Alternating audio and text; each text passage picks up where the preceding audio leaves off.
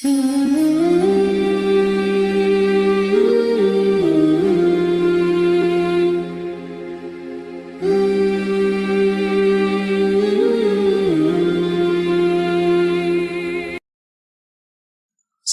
pentingnya istiqomah. Istiqomah di dalam memegang agama sampai kematian menjemput kita. Di dalam Al-Quranul Karim, Allah Subhanahu wa ta'ala berfirman, Innal ladzina qalu Rabbuna Allah thumma istaqamu tatanazzalu alaihimul malaikatu alla takhafu wa la tahzanu wa abshiru bil jannati allati kuntum tu'adun. Allah Subhanahu wa ta'ala mengatakan, sesungguhnya orang-orang yang mengatakan Rabb kami Allah, kemudian mereka istiqomah dengan kata-kata itu. Artinya orang yang mengatakan Rabb kami Allah, orang-orang yang senantiasa melaksanakan perintah-perintah Allah, menjauhi larangan-larangan Allah, menikmati yang dihalalkan Allah, menjauhkan yang diharamkan Allah Azza wa Jalla, kemudian dia istiqomah dengan 4 perkara itu.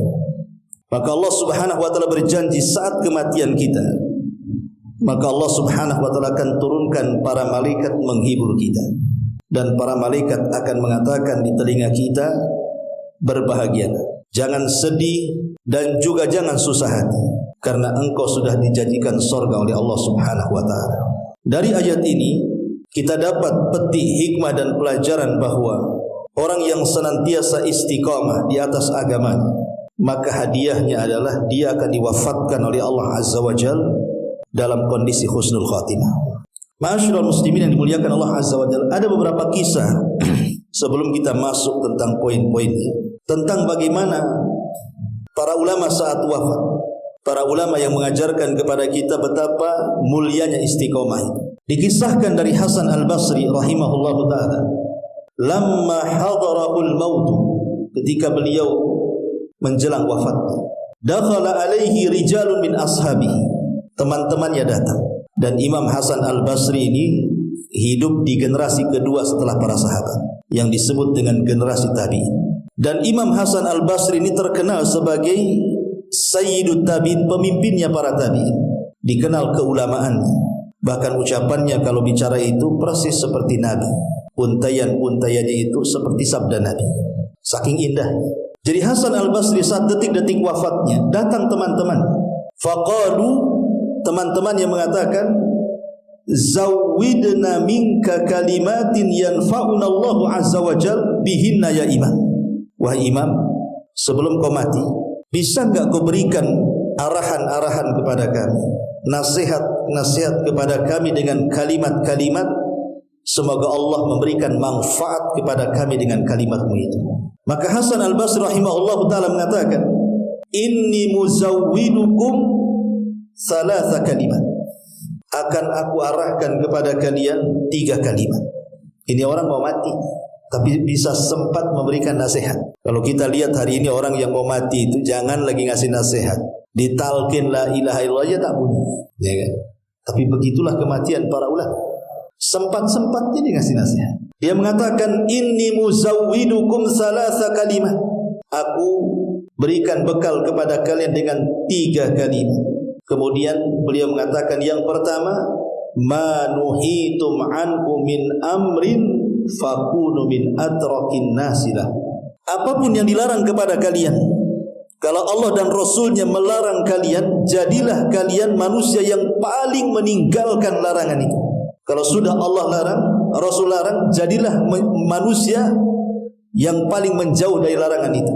Kemudian yang kedua, wa ma amartum bihi min ma'rufin fakunu min a'malin nasi bihi. Dan apapun yang diperintahkan kepada kalian dari Allah dan Rasulnya, dari kebaikan-kebaikan, maka jadilah kalian orang yang paling mengamalkan. Kemudian yang ketiga, wa'lamu anna khutta'um khutwatun lakum wa khutwatun alaikum. Ingatlah bahwa perjalananmu di dunia ini bisa menguntungkan dirimu atau bisa merugikan dirimu. Fanduru aina taghduna wa aina taruhun. Maka perhatikan dalam hidupmu kemana engkau pergi dan kemana engkau kembali. Artinya yang terakhir ini seolah-olah Al-Imam mengatakan, Hasan Al-Basri rahimahullahu taala, ketika kita ini keluar rumah, entah mengarah kemana saja, perhatikan arah itu. Apakah ada pahala di situ ataukah ada dosa di situ? Maka carilah yang banyak pahalanya, tinggalkan yang banyak dosanya. Kemudian setelah dia menasihati 3 kalimat ini, wa kana yughma alaihi summa yafiqu wa yaqulu sabran wa ihtisaban wa tasliman li amrillahi hatta qubid. Ketika selesai dia menasihati itu, tiba-tiba dia pingsan. Setelah pingsan, dia sadar. Ketika sadar itulah dia mengatakan, ya Allah, semoga Engkau berikan aku kesabaran, semoga Engkau berikan pahala yang banyak kepadaku, dan semoga Allah berikan kepadaku kemudahan untuk berserah diri akan perintah Allah Subhanahu wa taala. Setelah dia bicara seperti itu, dia pun meninggal dunia. Lihat, begitulah bagaimana para ulama ketika meninggal dunia. Dikisahkan dari ulama yang lain. Thabit Al-Bunani rahimahullahu taala yang wafat tahun 127 Hijriah. Qala ibnuhu Muhammad, berkata putranya Thabit Al-Bunani, ini namanya Muhammad, "Zahabtu ulakkinu abi." Kata anaknya Muhammad ini, aku menemui ayahku. Dan Thabit Al-Bunani seorang ulama besar di zaman itu. Jadi kata Muhammad anaknya ini, aku pergi menuju ayahku yang sedang sakaratul maut itu, dan aku berusaha untuk mentalkinkan dengan kalimat la ilaha illallah. Dia mengatakan, ya abati qul la ilaha illallah. Wahai ayahku, katakan tidak ada sembahan yang berhak disembah kecuali Allah. Tapi apa kata Thabit Al-Bunani? Dia mengatakan, ya bunai khalli anni fa inni fi wirdis sabi' ka'annahu yaqra wa nafsuhu takhruj. Dia mengatakan, ya bunai, wahai anak, tidak perlu kau talkinkan aku, katanya, karena sesungguhnya aku sedang membaca wiridku sendiri. Aku sedang membaca wirid, aku sedang membaca Al-Quran, aku sedang berzikir. Sambil dia bicara, tiba-tiba kemudian dia meninggal dunia. Jadi lihat bagaimana para ulama ketika diingatkan dia ingat. Tapi kita lihat kematian di tengah-tengah kita lah orang-orang yang koma, orang-orang yang sedang sakaratul maut. Kadang-kadang orang yang mengaji banyak di situ pun kadang-kadang tidak tahu. Ditalkinkan pun tidak bergerak lisannya. Ini menunjukkan apa? Para ulama memberikan petunjuk kepada kita, beginilah orang-orang yang husnul khatimah. Kemudian juga dikisahkan oleh Abu Bakar Ibn Ayyas, seorang ulama juga yang meninggal pada tahun 193 Hijriah. Lamma hadarat Abu Bakrin al-wafat. Ketika Abu Bakar Ibn Iyas ini meninggal dunia, bakat ukhtuh, saudarinya yang perempuan tiba-tiba menangis melihat saudaranya Abu Bakar Ibn Iyas, seorang alim itu yang sedang sakaratul maut. Faqala laha, tiba-tiba Abu Bakar Ibn Iyas mengatakan kepada saudaranya, ma yubkiki, kenapa engkau menangis? Kenapa engkau menangis? Unzuri ila tilka az-zawaya. Kau lihat tembok di pojok sana, kata. Kau lihat tembok di pojok sana, kata Abu Bakar Ibn Iyas ini. Faqad khatama akhuki fiha 18,000 khatmah. Sungguh saudaramu ini, Abu Bakar Ibn Iyas ini, sungguh saudaramu ini di pojok sana sudah menghatamkan 1018 kali hatam Al-Quran di pojok itu, katanya. Dia mengatakan seperti itu. Kemudian dia meninggal dunia. Lihat bagaimana orang dulu, mereka menghadapi kematian itu dengan tenang, kan? Karena mereka menurut kacamata kita secara zahir, amal mereka sudah cukup, kan gitu. Udah ribuan kali mereka menghatamkan Al-Quran. Pertanyaannya, berapa kali kita menghatamkan Quran? Tiba-tiba kita menghayal ingin husnul khatimah, kan gitu. Ya kalau para ulama ya wajar seperti itu. Ya. Ma'asyiral muslimin yang dimuliakan Allah Azza wa Jalla. Kemudian juga dikisahkan oleh Abu Bakar Ibn Habib yang meninggal pada tahun 530 Hijriah. Lamma uhtudira, ketika dia hampir sakaratul maut. Qala lahu ashabu, teman-temannya datang di sekelilingnya dan mengatakan, ausina ya imam, bisa enggak kau wasiatkan aku dengan beberapa wasiat? Lihat bagaimana dulu ulama itu sangat dihormati. Mereka takut kalau seandainya mereka meninggal, karena Nabi mengatakan apa? Mautul alim musibatun la tujbar. Kematian seorang alim itu musibah yang tidak bisa digantikan. Kalau hari ini Pak Jokowi meninggal, wakilnya jadi presiden. Kalau hari ini Pak Rudi meninggal, wakilnya jadi wali kota. Kalau hari ini pengusaha meninggal, besok ada lagi yang lebih kaya. Itu dunia, bisa digantikan. Tapi seorang ulama kalau meninggal tidak ada gantinya. Itu Nabi yang ngomong, mautul alim musibatun la tujbar. Kematian orang alim itu musibah yang tidak digantikan. Imam Syafi'i meninggal, siapa penggantinya? Tidak ada. Imam Ahmad meninggal, siapa penggantinya? Tidak ada sekelas Imam Ahmad. Imam Abu Hanifah meninggal, Imam Malik meninggal, imam-imam besar lainnya meninggal. Siapa yang menggantikan? Ulama-ulama kita di negeri kita meninggal, siapa yang menggantikan? Yang menggantikannya lebih bodoh daripada ustaz-ustaznya kan sebelumnya. Tapi kalau presiden boleh jadi mungkin yang setelahnya lebih baik atau mungkin lebih jelek kan begitu. Makanya Rasul mengatakan mautul alim musibatun la tujbar itu. Makanya dulu ulama itu dihargai. Kalau sekarang tidak, ulama itu diobok-obok kalau sekarang. Gitu ya. Wah, dimacam-macamin sekarang ini. Yang bukan ulama aja so jadi ulama sekarang. Yang ulama beneran tidak diulamakan, yang artis jadi ustaz itu pula diulamakan. Belajar tah di mana dia? Masyarul muslimin yang dimuliakan Allah Azza wa Jalla. Makanya kalau ada kematian orang alim dulu itu, mereka takut ilmunya hilang. Maka cepat-cepat saat detik wafat ini ditanya.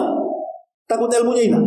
Makanya mereka mengatakan kepada Abu Bakar ibn Habib ini, ya Imam, ausina, jangan mati duluan katanya. Berikan wasiat dulu kepada kami katanya. Faqala, maka kata Abu Bakar ibn Habib, usikum bisalasin. Wasiatkan sebelum matiku 3 perkara. Pertama, bitaqwallahi azza wa jalla, bertakwalah kalian kepada Allah. Yang kedua, wa muraqabatuhu fi khalkhalawat, ingatlah Allah di waktu kau sendirian. Karena betapa banyak orang-orang yang ketika bersendirian bermaksiat pula dia kepada Allah azza wa jalla. Dan itu dosa yang paling besar. Kalau orang bermaksiat saat bersendirian dengan Allah, bukannya berzikir malah bermaksiat, itu bisa menghapuskan pahala sebesar gunung Tihamah kata Rasul. Kan nanti pada hari kiamat ada orang-orang yang membawa pahala sebesar gunung Tihamah tiba-tiba dihancurkan gara-gara maksiat yang bersendirian kita dengan Allah Azza wa Jalla. Dan sekarang maksiat yang bersendirian itu mudah. Kalau dulu maksiat yang bersendirian itu mungkin orang pacaran berdua di kuburan kan itu ya. Atau di mana enggak ada yang tahu kecuali dia dan Allah saja, dan ketiganya setannya lah di situ. Sekarang cukup dengan handphone saja bisa maksiat sendiri di kamar. Barho, ya kan? Berita-berita enggak jelas, nonton film yang enggak layak ditonton, gambar-gambar. Sekarang bisa maksiat sendirian. Masyarul muslim, makanya di sini dinasihati wa muraqabatuhu fil khalawah. Ingat Allah saat bersendirian. Kemudian wahdharu masra'i hadza, dan ingat saat posisimu seperti aku ini, saat kalian seperti aku ini, kira-kira apa yang harus kalian siapkan? Jangan menunggu seperti aku sekarang ini. Artinya disuruh berbekal di sini. Wa tazawwadu fa inna khaira zadi taqwa, berbekallah kalian karena sebaik-baik bekallah takwa Allah Azza wa Jalla, bertakwa kepada Allah Azza wa Jalla. Kemudian juga dikisahkan dari ulama yang lain namanya Abul Waqti Abdul Awwal yang wafat pada tahun 553 Hijriah. Kana salihan katsiran dzikri. Abul Waqti ini orangnya saleh, banyak berzikir kepada Allah Subhanahu wa taala. Lamma uhtudira, ketika detik-detik wafatnya ini, kana akhiru kalimatin qalaha, akhir ucapan sebelum wafatnya dia mengatakan apa? Ya laita qaumi ya'lamun bima ghafara li rabbi wa ja'alani minal mukramin. Duhai kiranya kaumku tahu, duhai kiranya kaumku tahu bagaimana Allah sudah mengampuni dosaku dan telah menjadikan aku termasuk orang mulia di sisinya. Ayat ini menceritakan tentang siapa? Habibun Najjar. Jadi kalau ibu bapak baca surah Yasin, dalam surah Yasin itu ada kisah tentang Habibun Najjar. Jadi di zaman dulu, di zaman Bani Israel, ada satu perkampungan diutus oleh Allah Subhanahu wa taala 2 nabi, tapi satu kampung tak mau beriman juga. Padahal 2 nabi diutus kepada kampung. Kemudian Allah mengatakan apa? Kami tambah 3. Fa'ajjazna bisalis, kami tambah 3 lagi. Bayangkan, sudah 2 masih kurang juga, enggak ada yang beriman, ditambah lagi sama Allah 3 nabi sekaligus satu desa. Tapi hidayah itu milik Allah. 3 nabi sekaligus diutus loh, enggak ada yang beriman. Dekilnya Bani Israel Yahudi. Akhirnya kemudian mereka justru malah mengancam nabinya. Rupanya ada orang yang beriman tapi dari negeri yang jauh, namanya Habibun Najjar. Langsung kemudian ketika 3 nyawa Nabi terancam, datang Habibun Najjar dari perbatasan kota itu, memperingati orang kampung itu dan mengatakan, kalian bersyukurlah sudah ada 3 nabi. Kok kalian tidak beriman? Jangan sakiti mereka, bahaya. Justru kemudian Habibun Najjar ditangkap. Habis ditangkap kemudian dipendam setengah badan, kemudian dirajam hidup-hidup sampai mati. Lah Habibun Najjar ini saat mati dia baca ayat ini. Diabadikan dalam Al-Quran, ya laita qaumi ya'lamun bima ghafara li rabbi wa ja'alani minal mukramin. Karena saat dia meninggal, dia digambarkan dia berada di surga. Makanya dia mengatakan, duhai kiranya kaumku tahu Allah sudah mengampuni dosa-dosaku dan telah menjadikan aku termasuk orang mulia. Ya tapi kan tidak mungkin kedengaran orang sudah mati. Ya, dia hanya ngomong untuk dirinya sendiri saja. Makanya kemudian ayat ini pula yang dibaca oleh Abul Waqti Abdul Awwal ketika meninggal dunia. Makanya terkadang tanda-tanda husnul khatimah itu diakhiri dengan baca Quran. Ada seorang syekh bercerita, jadi di Riyadh di Arab Saudi sana, ada anak muda itu kecintaannya kepada Quran luar biasa. Luar biasa. Dalam bus dia baca Quran, dalam pesawat dia baca Quran, ketika di mobil dia baca Quran, ketika di halte dia baca Quran. Pokoknya di mana saja dia tidak lepas daripada Quran saku dan dia baca terus tanpa ada perasaan malu. Coba kalau anak-anak muda zaman sekarang naik kereta, keluarkan Quran kemudian baca, di sampingnya ada gadis cantik, tak jadi. Ya kan? Malu. Jangankan baca Quran, waktunya sholat pun tak mau sholat dia. Coba bayangkan. Zaman sekarang ini seperti itu karena tidak ada iman lagi sudah. Allah takdirkan anak muda ini berada di dalam mobil, rupanya mobilnya kecelakaan, tabrakan. Ya. Semua mati di tempat. Anak muda ini pula sekarang. Akhirnya kemudian anak muda ini diselamatkan, dibawa ke mustasfa, ke rumah sakit. Sepanjang jalan dia terus membaca Al-Quran. Ketika kemudian dia sudah terbaring di ruang ICU, kemudian gurunya datang, seorang syekh itu berusaha mentalkin, tapi dia terus membaca suratul Najm. Wan najmi idza hawa ma dhalla sahibukum wa ma ghawa wa ma yantiqu anil hawa in huwa illa wahyun yuha. Diulang-ulang ayat ini dan dia mati di ujung ayat wa ma yantiqu anil hawa in huwa illa wahyun yuha. Dan tidaklah Muhammad itu berucap dengan hawa nafsunya, yang diucapkanlah wahyu yang diwahyukan kepadanya, kemudian dia meninggal. Itulah Al-Quran. Ya.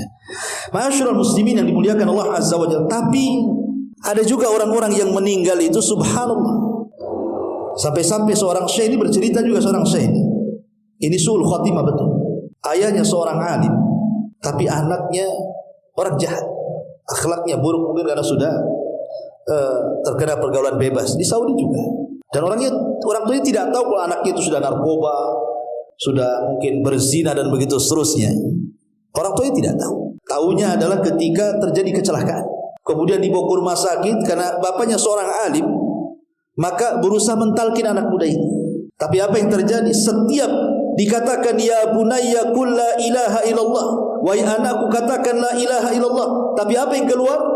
Yang keluar nama gadis-gadis yang pernah dizinahinya, dan dia masih hafal namanya dan dia sebut satu persatu, dan yang terakhir ketika disebut disitulah nyawanya terakhir keluar. Auzubillah. Sul khatimah. Ya.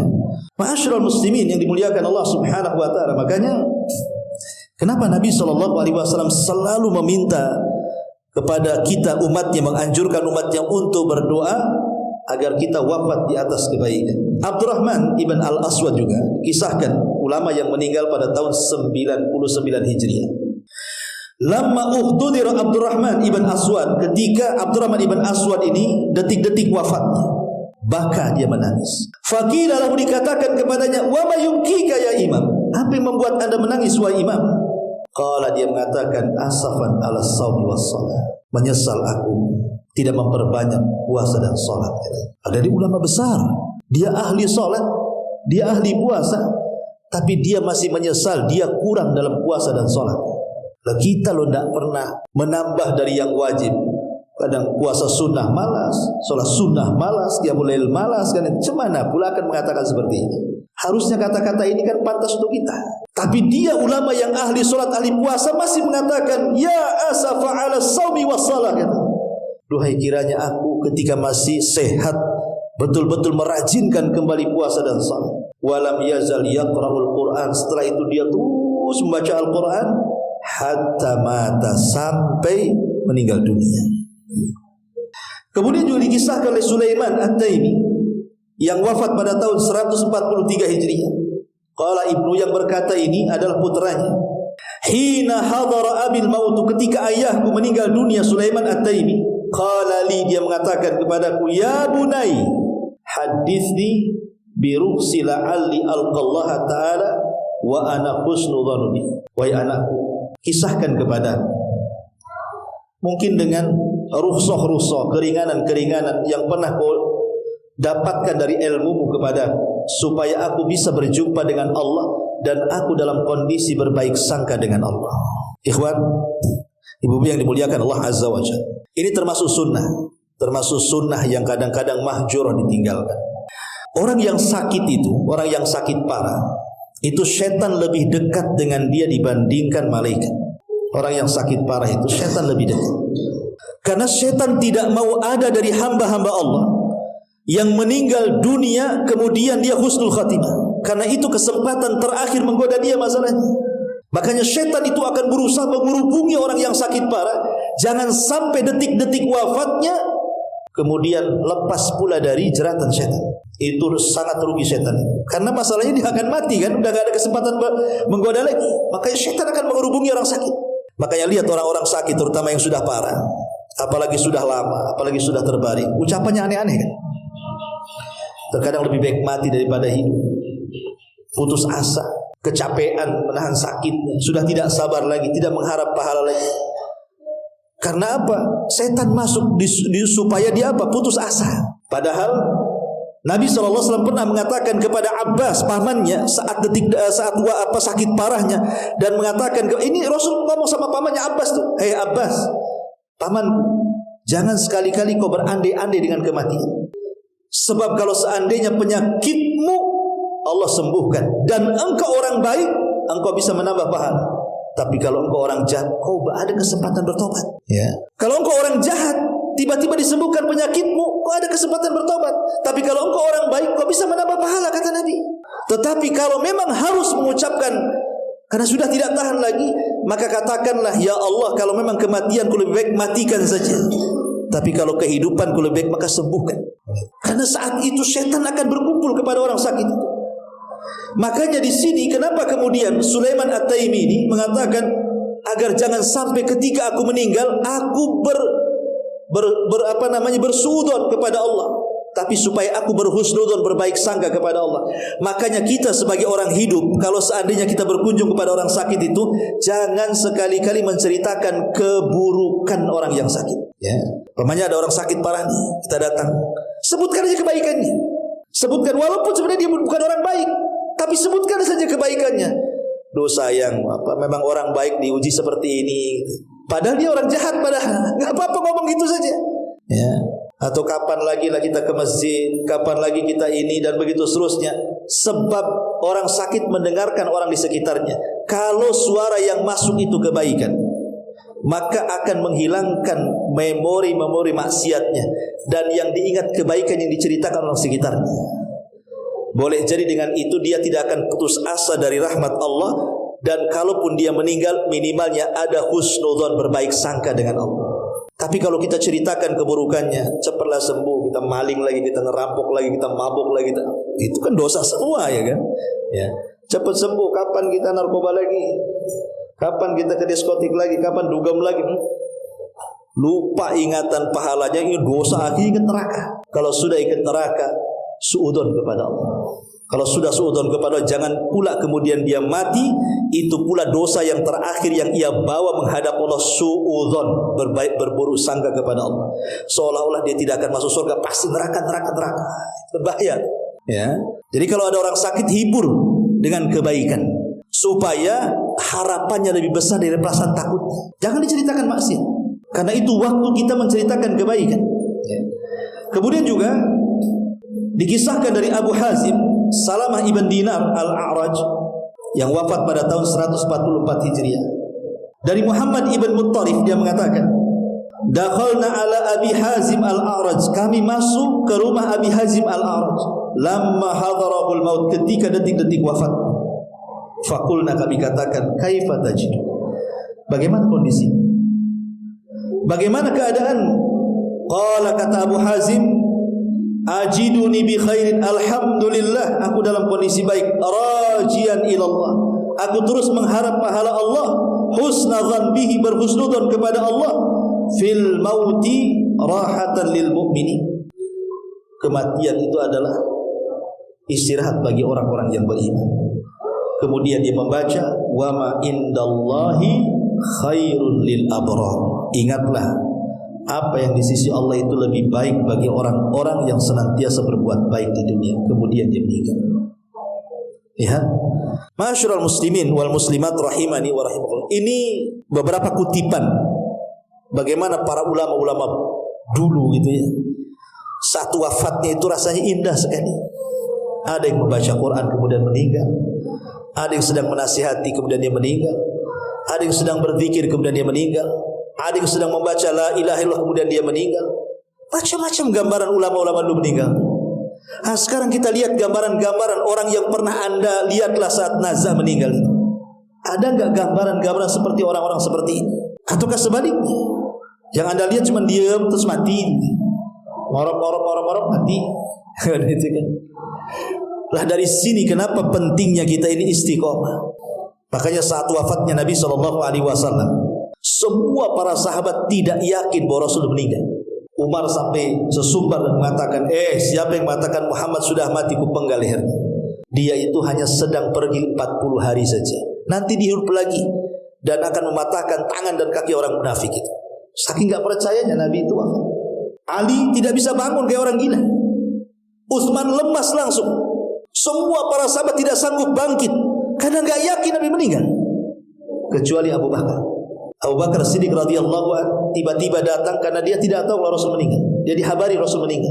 Kemudian dia datang dengan berusaha tenang, masuk ke kamar Aisyah radhiyallahu anha, putrinya. Kemudian disingkaplah wajah Rasul yang ditutupi kain, kemudian dicium keningnya dan mengatakan, tibta anta hayyan wa mayyitan ya Rasul. Sungguh indah jasadmu baik ketika hidup ataupun ketika mati wahai Rasul. Kemudian ditutup. Kemudian Abu Bakar keluar, langsung berkhutbah. Ini Umar sedang sesumber bawa pedang. Siapa yang mengatakan Muhammad mati, kupenggal lehernya. Kata Abu Bakar, uskut ya Umar, diam, duduk, suruh duduk.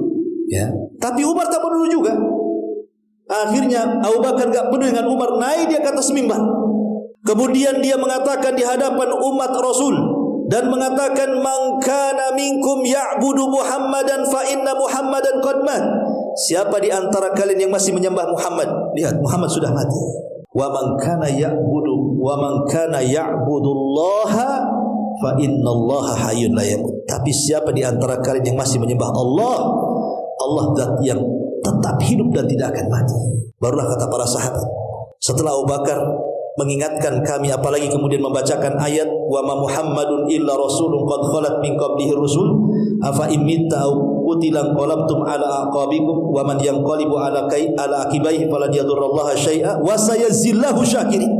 Tidaklah Muhammad itu sama dengan rasul-rasul sebelumnya. Apakah kalau dia mati atau terbunuh kalian akan murtad lagi? Siapa yang murtad ke belakang kalian tidak memadaratkan Allah sama sekali, karena Allah hanya membalas orang-orang yang bersyukur saja. Sahabat mengatakan, ketika Abu Bakar mengingatkan kami dengan ayat itu, baru kami sadar Nabi itu sudah meninggal. Tapi lihat bagaimana Abu Bakar Siddiq radhiyallahu memberikan kesemangatan apa? Untuk istiqomah. Ini wasiat istiqomah Abu Bakar. Yang kalian sembah itu bukan Muhammad. Yang kalian sembah itu Allah. Ubudullah hatta ya'tiyakal yakin. Sembahlah Allah sampai mati.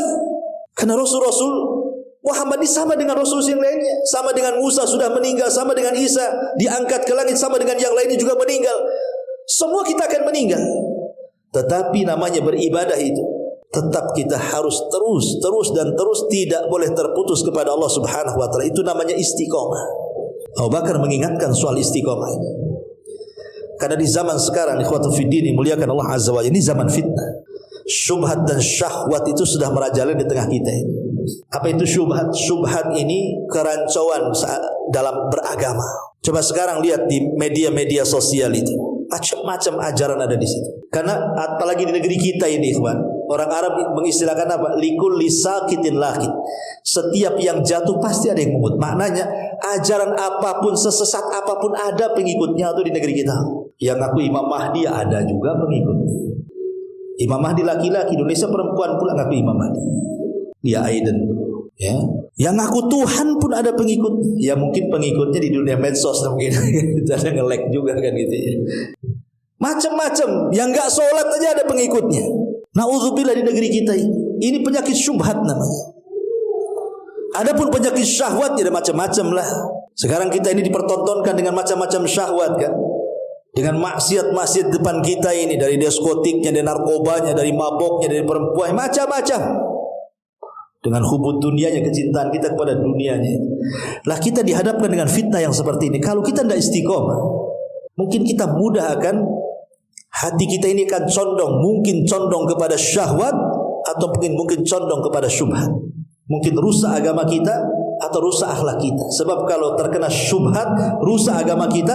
Kalau terkena syahwat, rusak akhlak kita. Padahal yang menjadikan manusia baik itu adalah agama dan akhlak. Kalau bisa mengawinkan agama dan akhlak itu, jadi orang baik kita. Tapi sekarang agama diserang, akhlak pula diserang. Makanya kalau tidak istiqomah, susah sekali. Lalu apa saja supaya kita ini bisa istiqomah sampai kematian kita? Saya akan sebutkan 15 perkara dengan singkat karena juga waktu. Yang pertama, supaya kita istiqomah, al-iqbal al-Quran. Jangan lepas dengan Quran. Quran itu identitas kita kaum muslimin. Jangan pernah lepas dengan Al-Quran. Baca Al-Quran, pelajari Al-Quran, renungkan Al-Quran, amalkan Al-Quran. Karena nanti Nabi SAW akan menghadap kepada Allah pada hari kiamat dan mengatakan di hadapan Allah, Inna qaumi ittakhidhu hadzal Qur'ana mahjura. Ya Rabb, maafkan saya, kaumku di akhir zaman sudah mulai mereka meninggalkan Al-Quran. Pertanyaannya, sudahkah kita membaca Al-Quran setiap hari? Pasti jawabannya tidak. Setiap minggu? Tidak juga. Setiap bulan? Tidak juga. Nunggu Ramadan Ustaz? Tidak juga Ramadan tuh. Dia enggak tarawih juga rupanya. Kapan baca Quran kalau begitu? Ya. Padahal itu yang membuat kita istiqomah. Kemudian yang kedua, iltizam syar'illahi wal amali salih. Berusaha untuk iltizam, mengokohkan diri untuk berpegang dengan syariat Allah dan berusaha untuk beramal saleh. Kalau seandainya kita diberikan oleh Allah kekuatan, ikhwatu fiddin yang dimuliakan Allah Azza wa Jalla, ibu-ibu dan bapak-bapak juga. Cobalah setiap hari itu ada amalan yang kita amalkan. Amalan apa saja lah, selain yang diwajibkan. Entah berupa zikir, entah berupa baca Quran, entah berupa menolong orang, entah berupa silaturahim, terserah. Kan amal soleh kan banyak, tapi minimalnya setiap hari ada. Makanya ketika Rasul mengumpulkan para sahabat, apa kata Rasulullah? Siapa di antara kalian yang puasa? Tidak ada yang jawab. Abu Bakar mengatakan saya. Siapa di antara kalian yang hari ini mengunjungi orang sakit? Tidak ada yang menjawab. Kata Abu Bakar saya. Siapa di antara kalian yang memberi makan fakir miskin? Tidak ada yang jawab. Kata Abu Bakar saya. Siapa yang hari ini mengikuti jenazah? Tidak ada yang jawab. Kata Abu Bakar saya. Bayangkan, Abu Bakar dalam satu hari puasa, mengunjungi orang sakit, mengunjungi jenazah, memberi makan orang sakit. Kata Rasul, tidaklah manusia ada 4 sifat ini pada dirinya kecuali dia masuk surga. Jadi kalau bisa setiap hari itu minimalnya ada 4 amalan lah yang kita amalkan. Kira-kira apa akan begitu? Ya. Karena semua itu akan ditanya di hadapan Allah Azza wa Jalla. Kemudian yang ketiga, tadabbur qasasil anbiya. Berusaha untuk tadabbur. Kalau kita ingin istiqomah, cobalah buka sejarah. Entah mempelajari sejarah Nabi, sejarah para sahabat, sejarah para ulama gitu. Maka kita akan semangat tuh. Kalau kita mendengar sejarah itu akan semangat. Ya, soalnya semua ada. Makanya kenapa kemudian di Quran itu Allah Subhanahu wa taala menceritakan para nabi kepada nabi. Kan Quran turun kepada nabi dulu kan? Jadi Allah menceritakan para nabi kepada nabi. Apa gunanya? Allah mengatakan linusabbita bihi fuada, supaya memantapkan hati nabi. Jadi kalau nabi umpamanya diuji oleh kaumnya, nabi-nabi dulu juga diuji. Kalau seandainya kemudian Rasul diuji anak-anaknya meninggal, dulu Nabi Ibrahim disuruh menyembelih Ismail lagi. Kalau Nabi SAW diuji dengan sakit, Ayub 18 tahun sakit. Kalau seandainya ada orang kemudian mencaci maki mengatakan dia gila, semua para nabi dibilang gila. Akhirnya akan tenang tuh, karena ada pendahulunya kan. Makanya kalau seandainya nih kita dapat musibah, kemudian musibah kita digandengkan dengan musibah Nabi, tenang kita. Coba, Apa yang tidak ada pada Nabi, apa yang tidak ada pada kita ada pada Nabi. Musibah apa saja yang kita hadapi, Nabi pernah mengalaminya. Kita tenang jadinya kan. Ada orang yang kemudian kena musibah anaknya meninggal, Nabi anaknya meninggal juga. Kecil-kecil lagi, bayi-bayi. Ketika kita berdakwah kemudian anggaplah tadi umpamanya kan, buat masjid, wah ini pakai tenaga ini. Nabi juga sama. Ya, tenanglah kita. Begitu kita mengikuti jalan Nabi. Oh kita ditimpa kefakiran, Nabi penggembala kambing berbelas-belas tahun itu kan. Bukan setahun 2 tahun jadi penggembala kambing itu dengan gaji murah. Miskin juga Nabi. Apalagi coba disebutkan apa musibah yang ada pada diri kita itu Nabi punya semuanya. Nabi anak yatim bahkan dalam kandungan lagi. Setelah brojol, ASI dipindah-pindah dari Halimah Sa'diyah, dipindah lagi ke pamannya, dipindah lagi ke kakeknya. Kita mungkin tidak pernah merasakan itu. Makanya kenapa kalau kita mempelajari sirah-sirah Nabi itu, kita akan tenang. Ada contohnya rupanya. Ya. Kemudian juga yang keempat, ad-du'a. Berdoa kepada Allah. Dan Nabi SAW yang paling banyak berdoa kepada Allah apa? Ya muqallibal qulub tsabbit qalbi ala dini. Wahai zat yang membolak-balikan hati, tetapkan hatiku di atas agamamu. Karena Rasul pernah mengatakan, nanti di akhir zaman ada orang yang mukmin di pagi hari, kafir di malam hari. Mukmin di malam hari, kafir pula di siang hari. Karena siapa yang memegang hati? Allah yang memegang hati. Dulu di zaman Nabi Musa ada orang namanya siapa? Bal'am ibn Ba'ura. Bal'am ibn Ba'ura ini ahli ibadah, ulamanya Bani Israel. Bisa kufur. Gara-gara apa?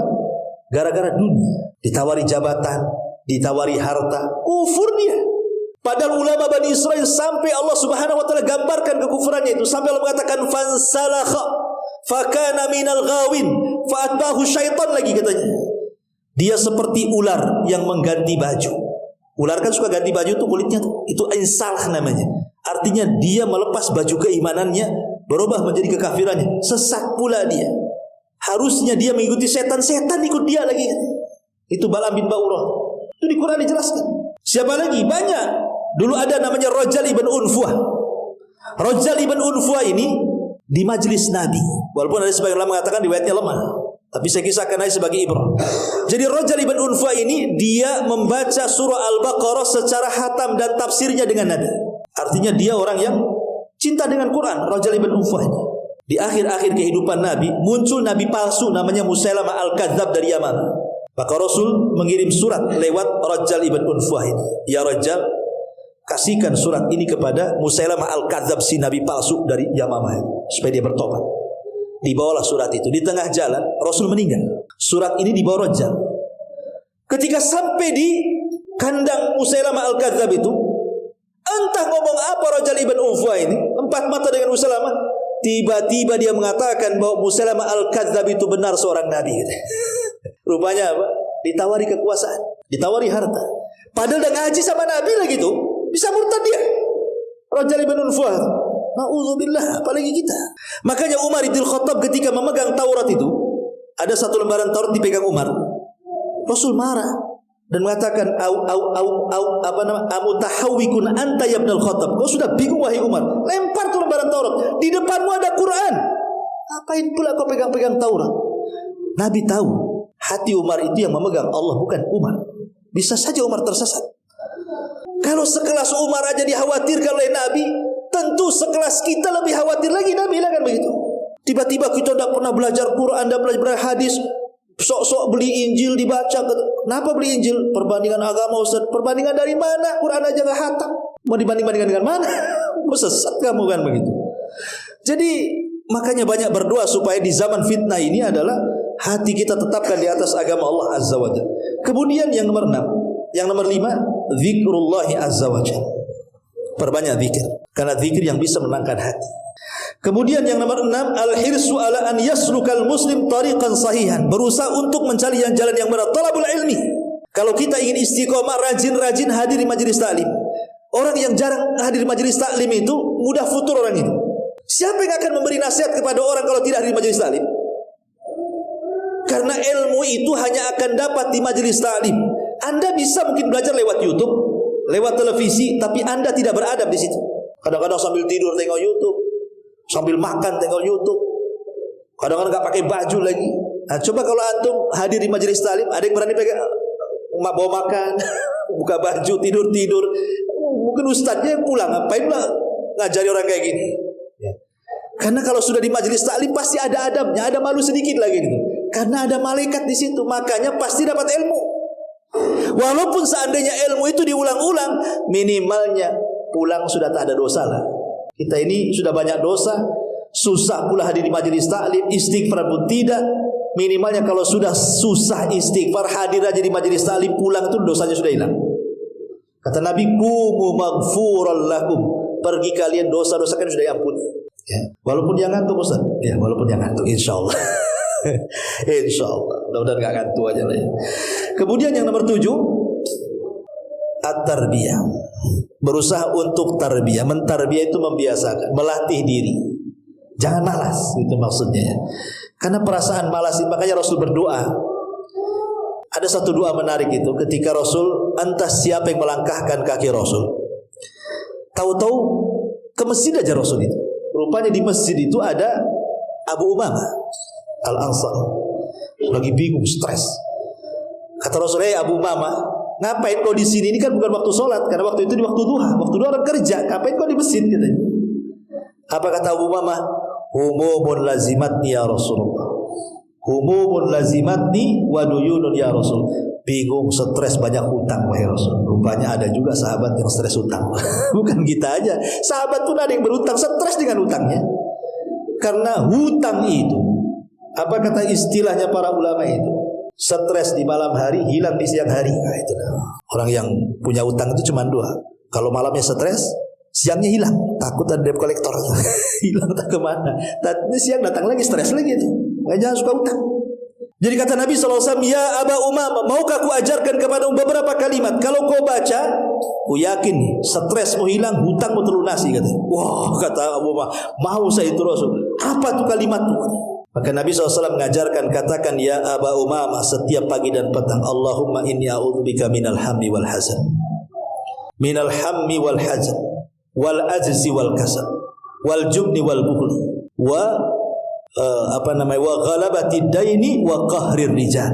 8 kalimat diajarkan tadi. Ya Allah, saya berlindung kepada minal hammi wal hazan. Ham artinya bingung, hazan artinya sedih. Bingung menghadapi perkara yang dihadapi dan yang akan datang, sedih karena menghadapi yang sudah berlalu. Itu artinya. Ya, kalau yang berlalu kan sedih kita kan namanya. Kita dulu pernah kaya jadi miskin, sedih. Dulu masih jadi polisi, sudah purnawirawan, sedih kan itu. Udah pensiun sedih kan itu. Tapi kalau bingung ini sesuatu yang akan dihadapi, besok mau makan apa, besok mau usaha apa, itu namanya bingung tuh. Ya. Kita berlindung dari dua-duanya, dari bingung dan dari sedih. Kemudian minal ajzi wal kasal. Kita berlindung kepada Allah dari kelemahan dan kemalasan. Ini 2 penyakit bahaya ini. Lemah, malas, bahaya. Apa bedanya? Kalau malas dengan ajzi, dengan lemah itu.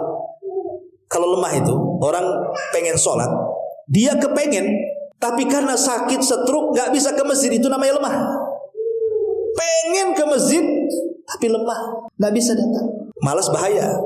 Ya, ada panggilan azan, dia bisa jalan tapi tak mau jalan, itu namanya lemah. Malas tuh namanya. Kan beda kan? Kalau malas itu bisa jalan, tak mau jalan. Tapi kalau lemah gimana pula namanya lemah? Dua-duanya kita berlindung kepada Allah. Dua-duanya kita berlindung kepada Allah. Makanya kita berlindung dari kemalasan. Karena malas ini penyakit apa yang dilakukan orang malas? Tidur. Dunia saja tidak mungkin dicapai, dia apalagi agama.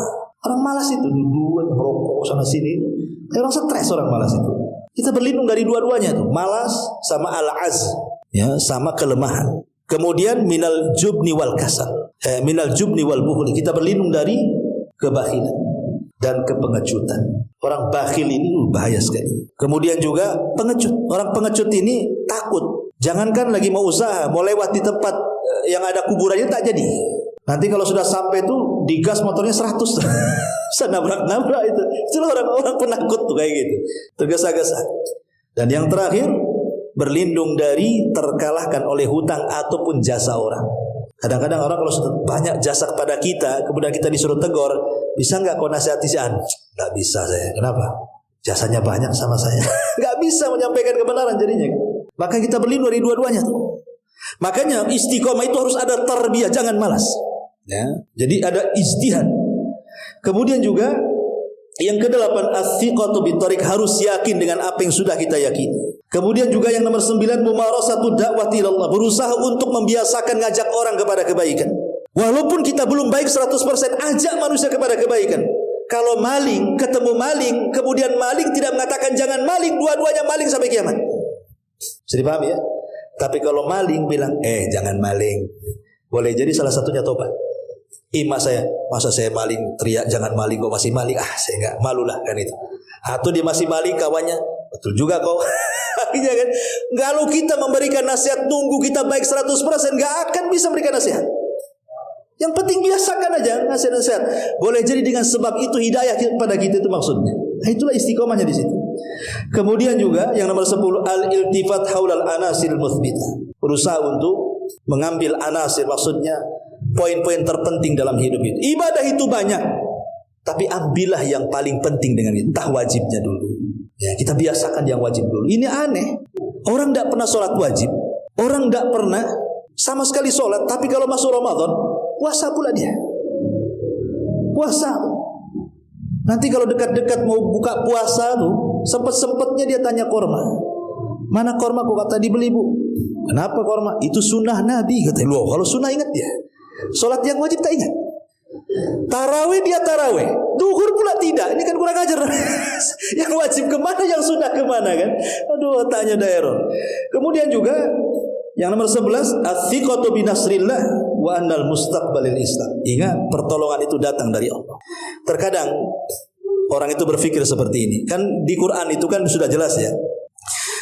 Orang-orang yang beriman itu kan janji-janji Allah banyak sekali akan diberikan kepada orang-orang beriman. Contoh, Allah mengatakan, innallaha yudafi'u 'anil ladzina amanu. Allah itu akan menolong, akan membela orang-orang yang beriman. Kemudian Allah mengatakan, wa kana haqqan 'alaina nasrul mu'minin. Kewajiban bagi kami menolong orang-orang yang beriman. Dan Allah mengatakan, man 'amila salihan min dzakarin aw untha wa huwa mu'minun falanuhyiyannahu hayatan thayyibah. Barang siapa yang beramal saleh dari laki-laki dan perempuan dan dia beriman, kami akan berikan kehidupan yang layak untuk dia.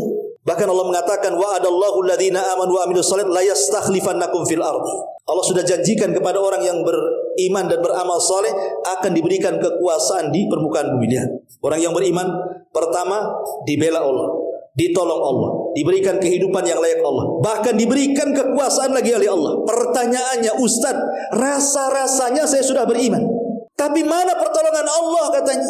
Kok saya gini-gini saja hidupnya? Ngontrak-ngontrak saja hidupnya. Usahanya tidak pernah jalan-jalan. Saya sudah sholat kok, sudah puasa, sudah ngaji. Apa betul yang berpuasa sekarang di dunia umat Islam? Rasa-rasanya saya sudah beriman, Ustaz, manalah pertolongan Allah itu? Katanya janjinya banyak. Dia tidak sadar bahasa dia. Dia kan baru rasanya tuh. Anda ini beriman baru rasanya. Supermi rasa ayam. Ada ayamnya di situ? Kan baru rasanya saja, tak ada ayamnya di situ. Jadi kalau baru rasanya belum ada imannya, percuma saja. Karena iman tidak bisa dirasa. Iman itu diaplikasikan lewat keyakinan, kemudian lewat lisan, kemudian lewat perbuatan. Kalau hanya ngomong gitu saja, tidak bisa. Jadi makanya harus betul-betul thiqah, yakin dengan pertolongan Allah. Kemudian yang nomor 12, ijtima' al-akhlaq al-muayyanati ala sabat. Berusaha untuk berakhlak, perbaiki akhlak kita, mulai tutur kata, perbuatan, baik akhlak dengan diri sendiri, akhlak dengan anak, dengan keluarga, dengan orang tua, dengan tetangga. Berusahalah dirobahkan, karena itu yang bisa mengantarkan kepada istiqomah. Termasuk juga wasiatus salihin, datang kepada orang-orang saleh, datang kepada ustadz, kiai, ajengan, tuan guru, minta nasihat mereka. Ya, fala tuzakku anfusakum, jangan merasa bersih diri sendiri. Ya, kita ini rohani kita perlu disiram. Mungkin badan kita sudah cukup lah dengan baksonya, mie ayamnya, apa semua ya kan. Hari-hari kadang makan 4-5 kali kita, sudah cukup badan kita tuh. Ruh kita yang belum cukup. Hadir di majelis taklim, melihat YouTube pengajian atau datang ke orang saleh dan begitu seterusnya kan. Karena itu yang bisa memantapkan sebenarnya. Kalau tidak dilakukan maka kita akan futur. Kemudian juga zikrul maut. Ingat kematian. Karena kalau ingat kematian itu, itulah yang akan menghancurkan semua kenikmatan kita. Dan yang terakhir, ta'ammul fi na'imil jannati wa adzabin nar. Kita senantiasa berfikir tentang indahnya sorga, kemudian juga azabnya neraka yang sudah saya jelaskan pada minggu yang lalu. Kalau kita sudah tahu nikmatnya sorga, pedihnya neraka, tentu kita tidak mau masuk neraka dan pasti kita masuk sorga. Dan jalan masuk sorga adalah dengan beriman dan beramal saleh. Sebab inilah di antara kunci-kunci supaya kita istiqomah. Istiqomah dari mulai balik sampai kita meninggal dunia. Wallahu a'lam bishawab. Ini yang bisa saya sampaikan. Tadi ibu-ibu belum datang ya, harusnya temanya keluarga. Maaf, insyaallah mungkin minggu depan saja. Subhanaka wa bihamdika asyhadu an la ilaha illa anta astaghfiruka wa atubu ilaik. Allahu ta'ala alam. Assalamualaikum warahmatullahi wabarakatuh.